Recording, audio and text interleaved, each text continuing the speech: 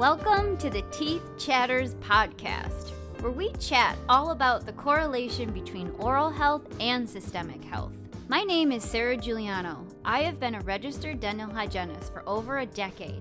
Now I'm about to branch out from the dental chair into the community to all you beautiful, amazing people. Together, we can connect the body to the mouth through educational podcasts. So let's get this show started.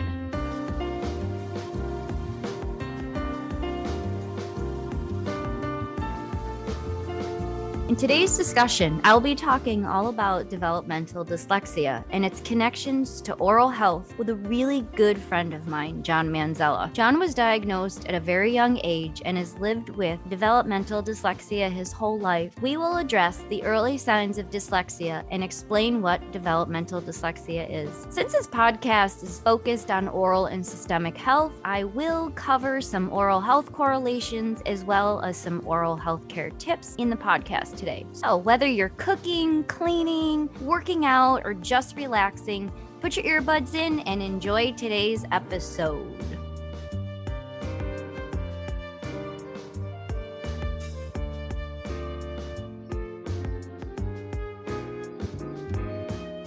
Welcome, my lovely listeners. I am so happy to introduce to you my good friend, John. John, how are you? I am very good, Sarah, and you? Good, thanks. You staying warm? Absolutely not, no. I know, it's so cold, right? Oh my God. I just got back from Florida and it was 31. Why'd you come back? In the morning, and now I think it's slightly lower. It's like, are you kidding me? Geez, you go from Florida back to Buffalo. It's like, wow. I would just... Yeah, no upside with the temperature. Yeah, next time just take, like a one-way trip to Florida for the winter. John, I think it's so cool that you've gone public about your battle with developmental dyslexia. John has overcome the difficulties that come with dyslexia and is an author of several books, a world-recognized speaker, and a nationally syndicated columnist on global business, trade policy, labor, and the latest economic trends, just to name a few. So, can you share a little bit more about what you're doing now? Sure.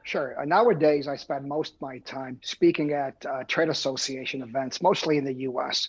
On these topics. In the past, I was involved quite a bit in publishing. We have the ManzellaReport.com. I'll be writing my next book. I'll be starting soon. Good for you. That's taking up most of my time. Good for you. And you're enjoying it. I am. And how long have you been doing this? Oh, man. I believe 1989 is when I established my company. Wow, good for which you. involved consulting, publishing, speaking, all on international business and economics, as you mentioned. Yeah, wow, good for you. That's awesome. Thank you. John, that's quite impressive. It obviously was not easy to achieve all of this, and you must have had a long journey. Do you mind sharing a little bit today about your journey with developmental dyslexia while building your business? Absolutely. I'd be happy to. Having dyslexia definitely provided some tremendous challenges when I was young. Sure. And not long ago, somebody had asked me, because there's a whole upside to dyslexia. There's a whole set of advantages. Sure. And somebody had asked me, are you glad that you had dyslexia? Because now I could take advantage of the upside, which I guess we'll get to in a while. We will. And I said, no. I mean, it really was difficult. Growing up with dyslexia, I remember going to school and often feeling dumb. I lacked confidence. I had low self-esteem. Yeah. Very, very difficult. Sure. And I think I may have mentioned prior to this that Monday through Friday, when the yellow school bus would come, I would have a stomach ache, but not Saturdays and Sundays. And now, later in life, my stomach still hurts Monday through Friday, even though I haven't waited for the school bus in decades.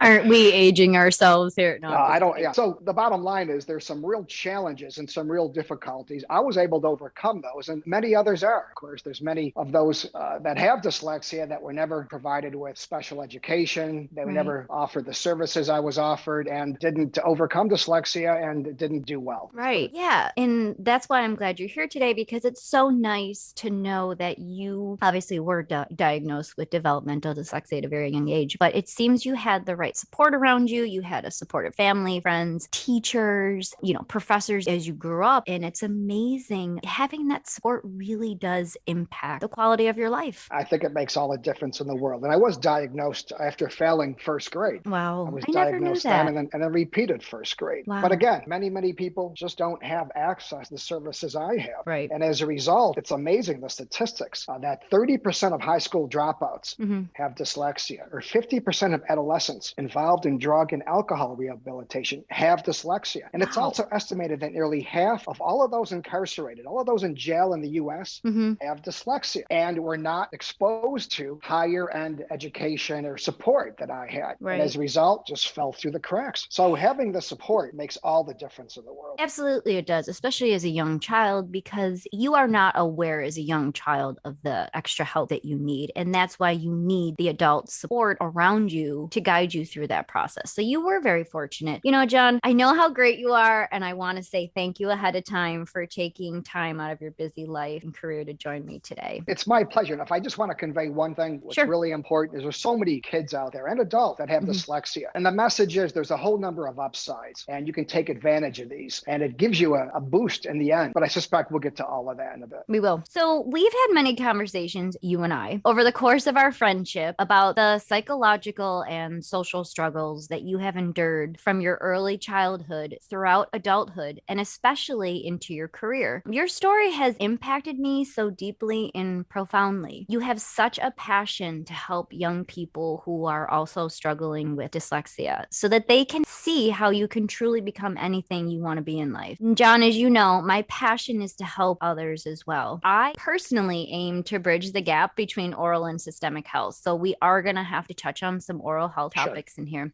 So later I will discuss some cool oral health tips and some oral health problem issues that I have found that are correlated with dyslexia. And everyone knows that listens to this podcast, optimal oral health is crucial to support your overall health. And you know, I love to drive that point home. So on all of my podcasts, I know you listen to my podcast. You're a cool follower. I do. So you know they're all about oral and systemic health. So to start things off, John, could you just give me a little background on what dyslexia is to you? Right. Well, to me, you know, I always found it to be a learning disability. And when you look it up, it's characterized by reading, writing, and decoding difficulties. But for me, what that meant was I would be in first grade, second grade, third grade. The teacher would write something on the board, or they would hand me a book. I'd look at the words and have no idea what they meant. Even today with math, doesn't affect everybody the same. Some people have no issues with math, but when I see numbers, I very often reverse them. I'll write them backwards. If you give me a phone number, I'll very often reverse those numbers. So when I'm writing a check, even though I do it digitally online, I'll look at the bill, I'll underline the digits, I'll type in the digits in the computer, and I'll say them out loud 2 or 3 times before I hit send, before I'm sending a check. So is that how you, over the course of your life, have actually trained your brain to follow a specific pattern just so you can better understand that? You know, much of that strategy is subconscious. Sure. For example, I have to read, I joke and say 1.5 pounds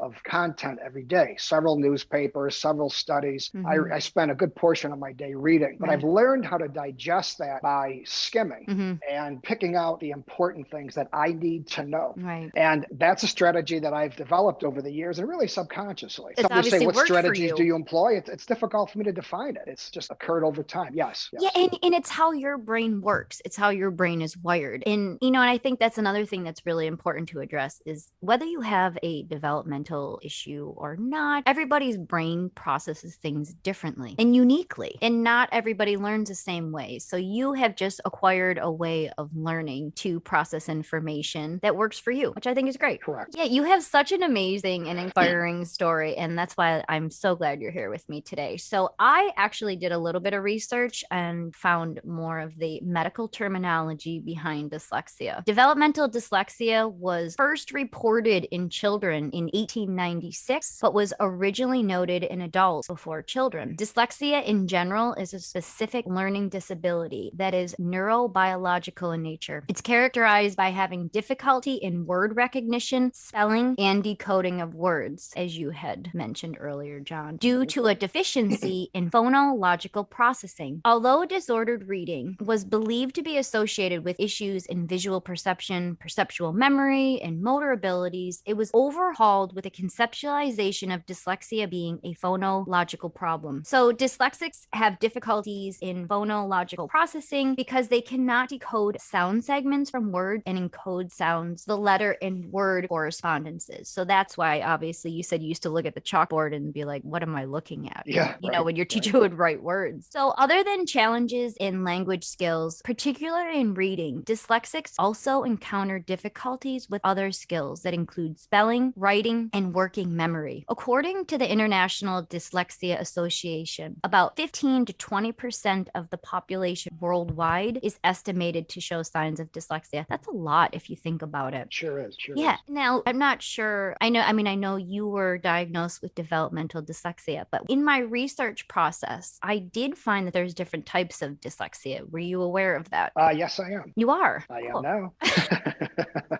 He's You like, and I had talked about this, and I I know. was not very, I was aware of some various types, but I had no knowledge really, no depth Right. of So what they are and how they're different. Right. So I'm just going to name a couple, just, for the population that's listening to the podcast. I want to kind of get a little bit deeper here. So there are a few different types of dyslexia. There's acquired dyslexia. So you can actually acquire phonological issues when you have a stroke or some form of neurological damage. Did you know that? Yes, I did. There's also visual dyslexia, which is more surface and graphic related. There's auditory dyslexia, which is deep phonographic disability. And then there's also a double deficit dyslexia, and that's a combination of the auditory and visual dyslexia. There are different kinds, and I never knew before I researched this podcast information about dyslexia that you could acquire it. Yes, I was surprised to hear that as well. Yeah. So anyways, let's talk about some of your strengths, because I really want to put a positive spin on this podcast, especially for those parents that are choosing to listen to this podcast who do have young children that were diagnosed with dyslexia. So let's put a positive spin on this, okay? Can you share some of your strengths with us all? Well, sure. And that's the whole message. Right. Because when you're young and you struggle with these challenges, it's a real downer. And Sure. as I mentioned, it results in low self-esteem. You feel you can't amount to anything. And that's why I think so many people incarcerated have dyslexia. Right. They just were not given a chance and felt that they couldn't perhaps make it the legal way. So you think that that's more from like low self-esteem, not having that support that they need, as you had discussed earlier? Correct. Because if you can't read, I know. there's a very good chance you're not going to be able to attain rewarding employment. And if you can't find employment, I suspect some people would resort to crime or stealing. Sure. And end up in jail. But there are a whole number of upsides. And that's the message really Right. today. So let's talk about the upsides. Yes.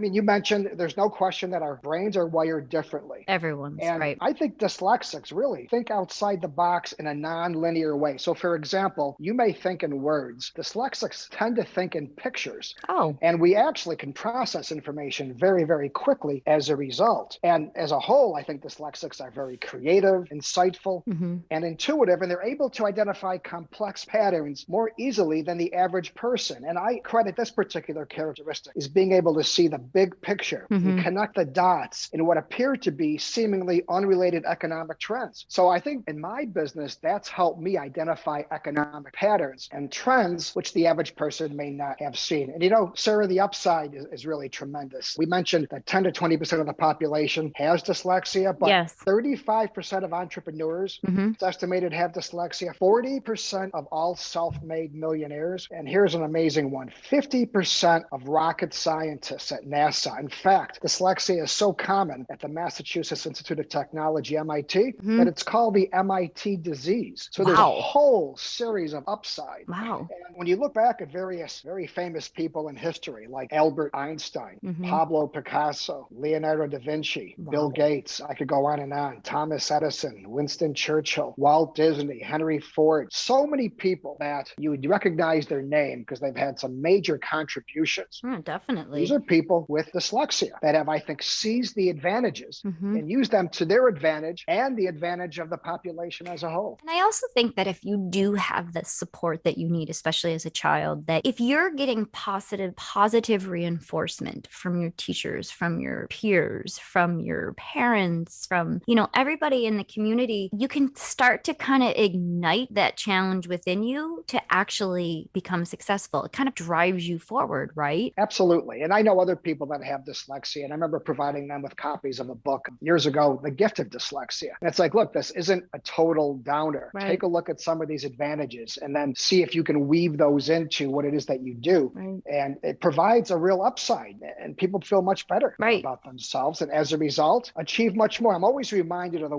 wise words, I should say, of Henry Ford, who said, whether you think you can or you think you can't, you're right. So much of what we do and achieve is based on our levels of skills and the environment and chance, et cetera. But a huge percentage is based on our ability that we think we can, our innate abilities. Do we have the ability ability to do this, or do we have the ability to do that? And our willpower. But that's so much true. is attributed to that. Right. But that's true in general, because if we remain having limited beliefs within ourselves, we limit ourselves to how successful we can actually become. Correct. And I think that's a huge message that I would like to actually bring into this podcast, because whether you have developmental issues or you don't, it doesn't matter. It's really how you talk to yourself, how you think, how you believe within yourself that's going to ignite you forward to become successful or not. Correct. I totally agree. Like I said, I looked at some strengths as well with dyslexia, and you pretty much touched on them all. So definitely good problem solvers, very creative, very observant, a high level of empathy, which is lovely. We need more people like that. Excellent big picture thinkers, like you had said, thinking outside the box, right? Good at making connections, strong narrative reasoning, and three-dimensional thinking. I mean, really, come on. Sounds fantastic. Right. And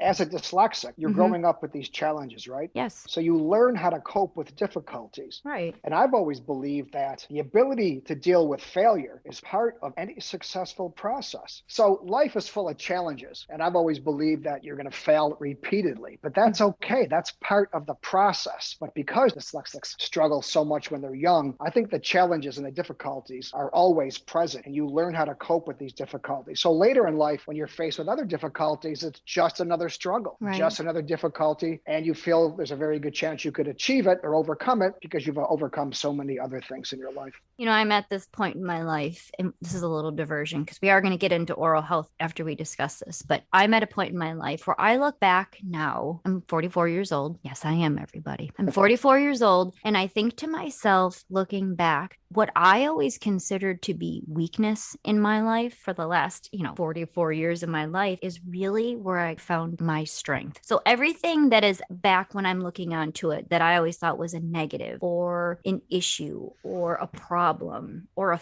fear actually was what was driving me forward to become successful. So now I'm at this point where I actually thank my past. I'm like, thank you. Thank you for all the things that I've been through. And like you talking about developmental dyslexia, you can probably almost contribute most of your success because you had that. Yes. Yes. For example, writing, right? Because as a young dyslexic child, it's very difficult to put together a sentence. So I had to struggle with that and struggle and struggle. And then I found that because of those challenges, I really taught myself how to write and write very concisely and to the point. And exactly. So you take your weakness, you work on it, you work on it, you work on it. Right. And you never give up. Right. And you ignite that inner fire that is within you, that is actually within everyone, to really drive you forward. So that's so awesome. Dude, I love this conversation. So let's kind of switch gears a little bit. Are you okay? We're going to talk about oral health for a little bit. Sure. So now, as I promised, let's dive into some oral and systemic health here. Of course, I had to find some oral health tips in some issues that may be associated with dyslexia. So here we go, lovely listeners. Poor oral hygiene, dental caries, and malocclusion. Malocclusion means like a bad bite or a bite that's not occluding properly, are some of the oral features that can be seen in those who have dyslexia. So stress levels are invariably higher because of social anxiety. And John, you talked about that. Remember when you said you were a little guy waiting for the bus and your stomach would hurt? How awful, by the way. So obviously you had some social anxiety, getting on the school bus, going to school, and you've had that your whole life and you've had to deal with it. So having dyslexia, yes, it can increase your stress levels. So I just want to say too, there's a couple things associated with that, especially when you're a young child, is if you have an increased stress level, it's harder to control plaque in your mouth. And especially when you're a young child or even growing up as a young adult, it is difficult when you are higher stressed to reduce that plaque in your mouth, which actually can create gingivitis and periodontal disease and things like that. The other thing I wanted to touch about with high stress levels with social anxiety with dyslexia is this can ultimately lead to habits such as nail biting, teeth grinding, jaw pain, and headaches from the grinding, which consequently leads to wear facets of the incisal edges of the anterior teeth and can actually cause recession in your molar areas. So when you are a young child and you have been,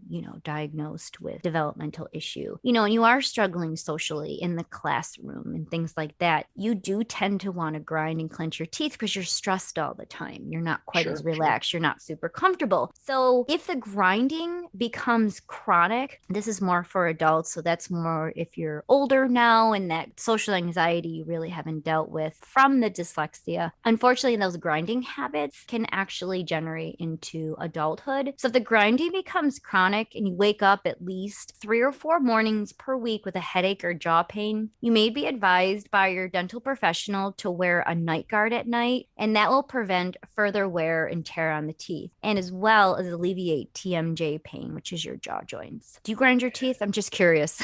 I don't. But I think you did mention something about memory. What was the connection between memory and dyslexia? You had mentioned something to me prior to coming on. And my point is that if I could use that as an excuse, when my girlfriend tells me that we're going to a particular place on a particular date and I forget, and she says you weren't listening, and I say, well, I just forgot. I just blamed it on dyslexia.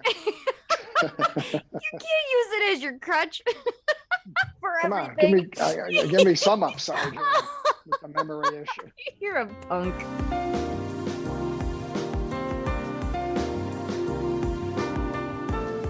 Okay, we're back in oral care. So another thing with high stress is you can develop halitosis. You know what halitosis is, John? That bad breath. Yeah, man, you got it. So halitosis. I hope I don't have it, but yes.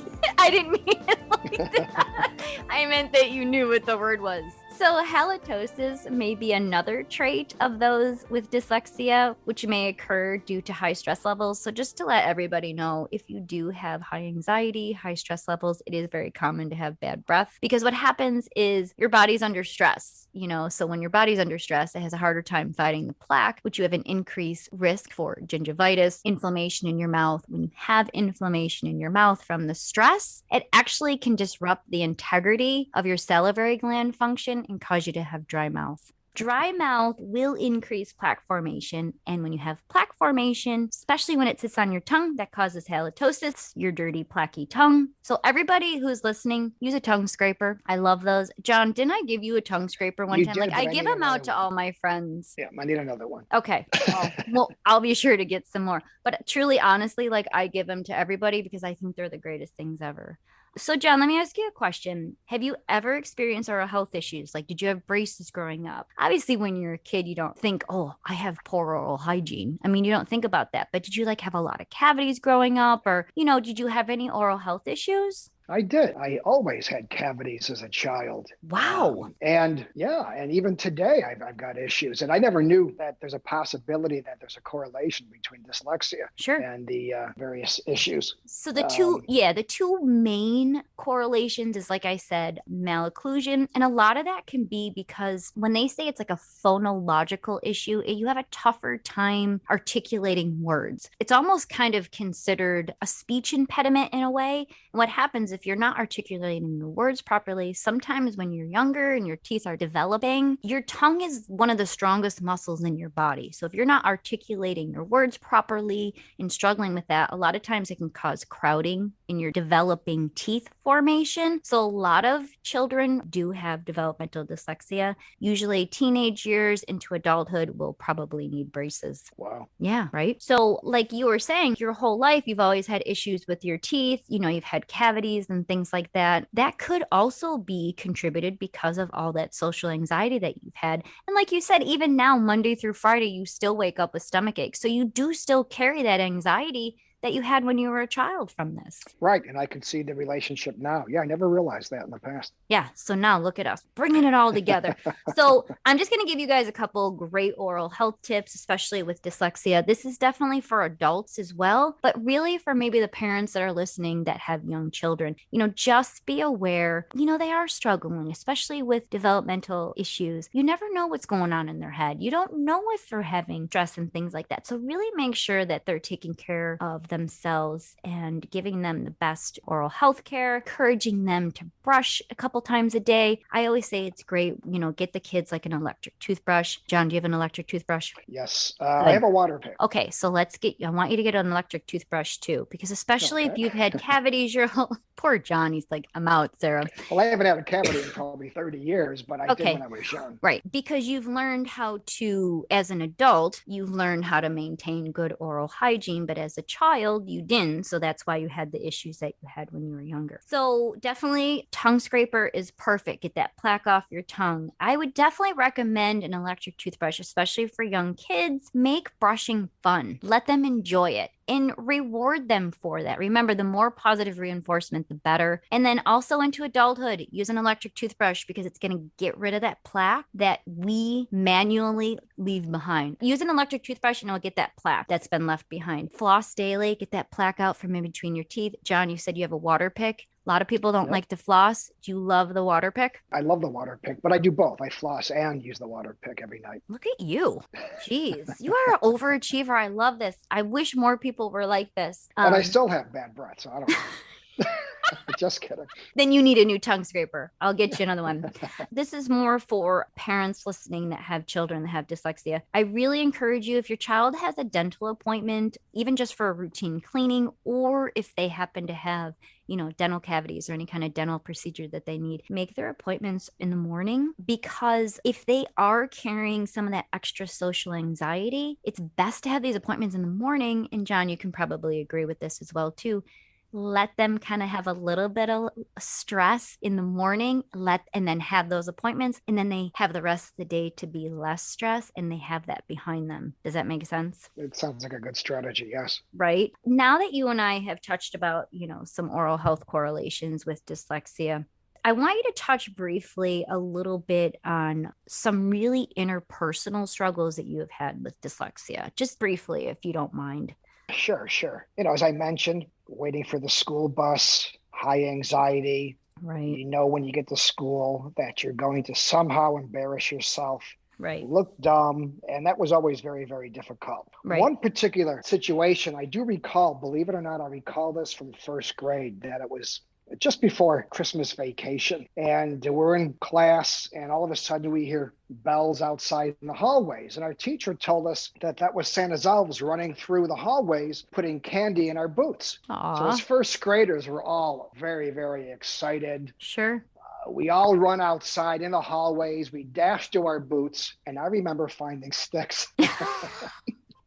I'm sorry, I don't mean to laugh, but it's like we can look back at it now. You know how long ago that was? And I still remember this vividly, like it was last Thursday. How traumatic. Now, the problem is the teachers just didn't recognize that I had dyslexia. They just thought I was goofing off, not paying attention, lazy. Awful. And I had sticks in my boots.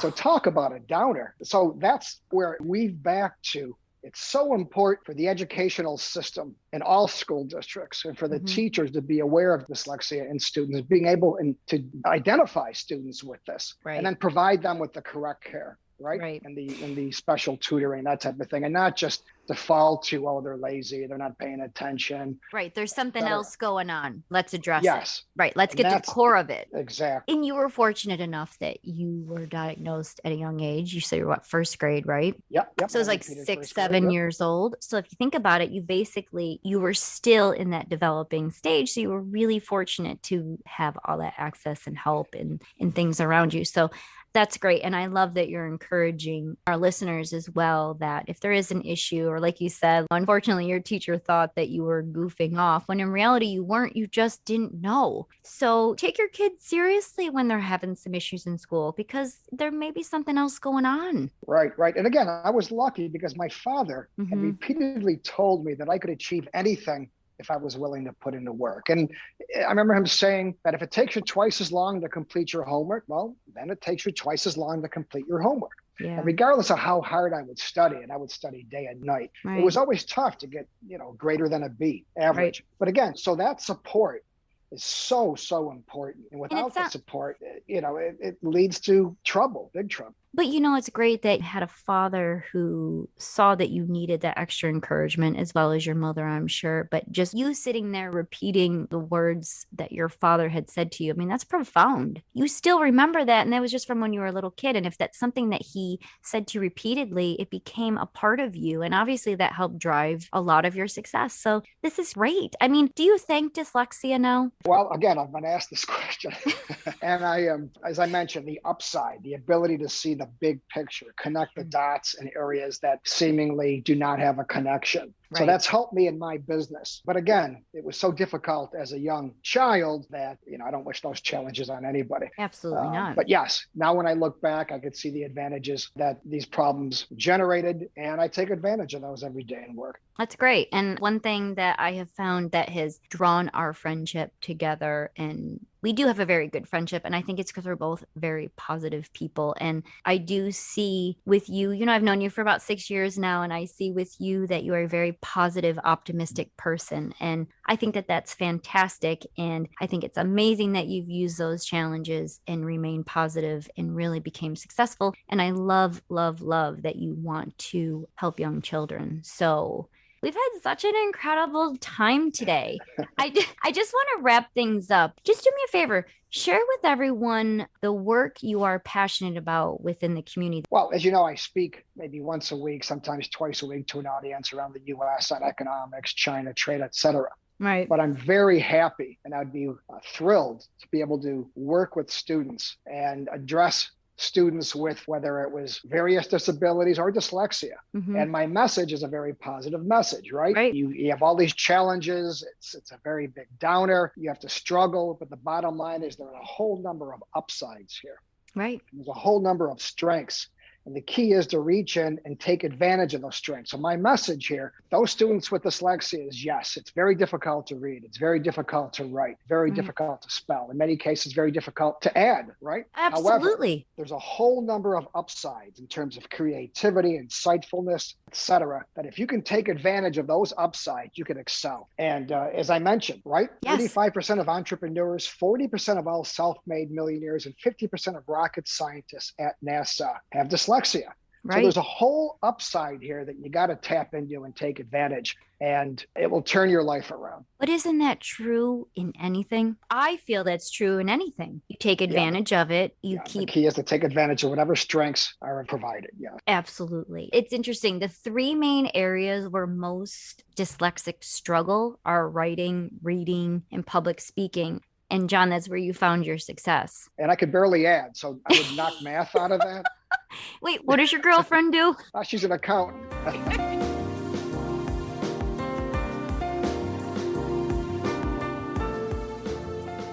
So John, what advice would you give to adults in your position that have dyslexia, especially to maybe their partners, their spouses, their children, just to kind of better understand how your mind works? Well, yes, good question. And our minds, those minds of dyslexics are wired differently. Yes. We think very differently. We don't think in a linear fashion. So say you're having a conversation with your spouse. I may be jumping all over the place as opposed to following A, B, C, D, and be very, very difficult to follow. Right. And I'm not even sure if this is accurate, but I've been told that there's a memory deficiency with dyslexia. Okay. So when my girlfriend says to me, Sarah, I told you twice that we're doing this at Friday at 8 o'clock and I forgot. And she says, aren't you listening? Well, I was listening. I just forgot. I have dyslexia. So I'm going to use that as an excuse.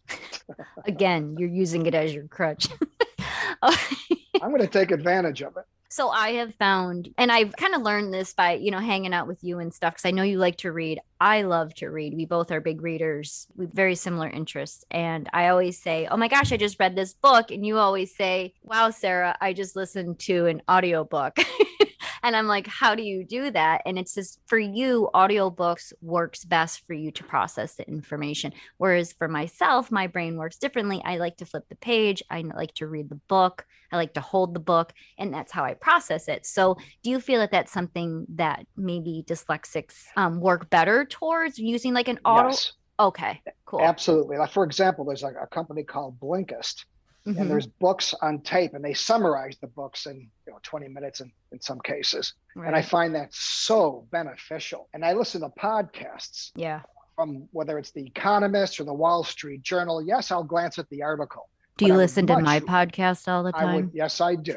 But I would much rather listen to the podcast or hear the book on tape than actually read the book, because it's a struggle. It's laborious. It's difficult. Right. And you really have to focus. And you lose attention. So you feel as if you lose the grasp of attention if you're reading a book versus you can maintain the attention. You have a better attention span if you're listening to an audiobook or perhaps a podcast? It's a good question. My mind tends to jump from one subject to another, to another, to another. So I find that whether I'm reading a book visually or listening to a podcast, I find it the same challenge that my mind will tend to jump. And if I happen to hear something in a podcast, I may dwell on that and then miss the next 20 seconds. Right. I suspect that's just me. I don't know if that's related to dyslexia, but again, dyslexics, our minds do not work in a linear way. Right. We think in pictures and we actually process information very, very quickly. Well, and I suspect that helps me when I'm giving a speech and I'm asked a question. Very often I can come right back. And some dyslexics, I think you and I have talked about in the past, have a processing delay. Right. I don't have that, but you may ask a question and then you're waiting for the response. Right. And it comes maybe a second or two after you expect to hear it. But some dyslexics have a processing delay where they may have to think about the question a little bit longer before they answer. And that's interesting to know, because I think for those of us that do not have dyslexia, it just helps us better understand how your mind works so that we can actually engage better, communicate better, and have a better understanding. And it reduces tension. And I also think that it reduces frustration if you're trying to communicate with someone and you're just like, oh my God, they're just not listening. Well, no, they are.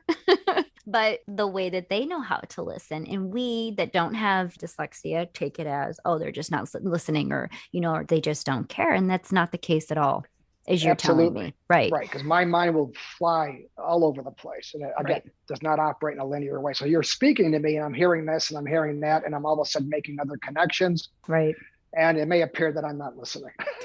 Well, I have to say, we've been talking for about 30 minutes here, and you have been well engaged. So thank you, my friend. Thank you. So here's the cool thing. So the three main areas where most dyslexics struggle are writing, reading, and public speaking. And John, that's where you found your success. So that to me is great. And I love that you want to encourage others who have developmental dyslexia so that they can succeed as well. You can learn more about John's speaking programs, get his articles, books, videos, as well as some testimonials at johnmanzella.com. That's correct. And I also did attach the link to the article that John wrote in the Fair Observer, as well as a YouTube video about dyslexia being an asset to his life. John, that is so cool that you went out public to speak about this as well, too. So I think it's great. I want our listeners to go to johnmanzella.com and really either listen to the YouTube video or go to Fair Observer and actually download the article so you can read that as well and hopefully see that dyslexia can be an upside. Can be an asset. John, thank you so much for taking the time to share your story with us all today. Once again, John, thank you for joining me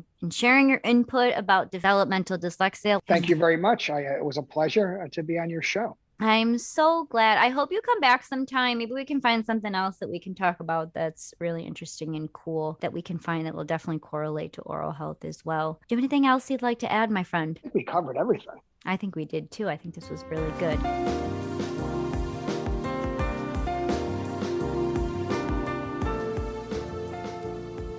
Well, everyone, thank you for listening and tuning in. I hope you truly enjoyed today's topic on dyslexia. Always remember this. Be patient and courteous with others because you never know what's going on with them. John, it has been such a pleasure having this discussion today with you on dyslexia, and thank you so much for sharing your personal story with us all today. If you liked today's episode, make sure to share with a friend or reach out to me. I'd love to hear your feedback.